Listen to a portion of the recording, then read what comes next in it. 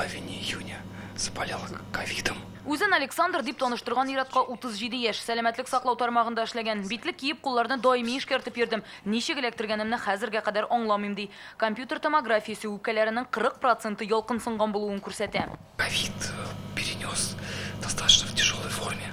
Ковидны авыр кичердем, җиденче хастаханәдә яттым. Температура югары, билгеләре ачыктан-ачык иде. Шулай да үпкәләрне ясалма эшләтү аппараты кирәк булмады. Антибиотиклар белән дәваладылар. Аннан үз аягымда чыктым. Әмма ай ярым вакыт узуга иратны кабат ашыгыч ярдәм машинасы алып китәм. Бу юлы ашказаны авыртып. На фоне комплексного лечения Коронавирусны дәвалаганда ул гормоннар дозасы алган, иммунитеты төшкән, каны начар куера башлый, организмдагы күзәнәкләрнең микроциркуляциясе бозылган. Шуңа ашказаны ишәк трактында канага башлаган. Добрый день.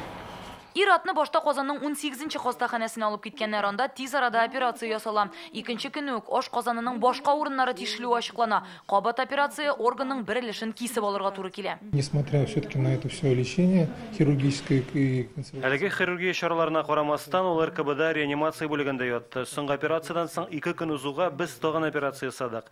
Тагын ашказанын кистек. Авыру бик авыр хәлдә булса да тернәкләнә алды. Гадәттә мондый хәлләрнең 90% начар тәмамлана ди табиблар. Шуңа Александрның тернәкләнүен мөгъҗизага тиңлиләр.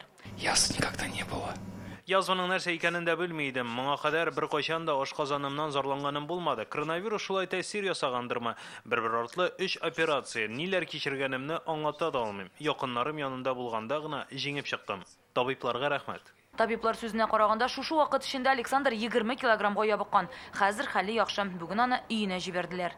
Рания Абдрахманова, Данил Филатов, Яңа гасыр каналы.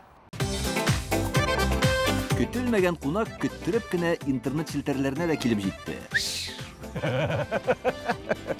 Хәзер бу фильмның барлык серияларын ТНВ.ру сайтында карап була.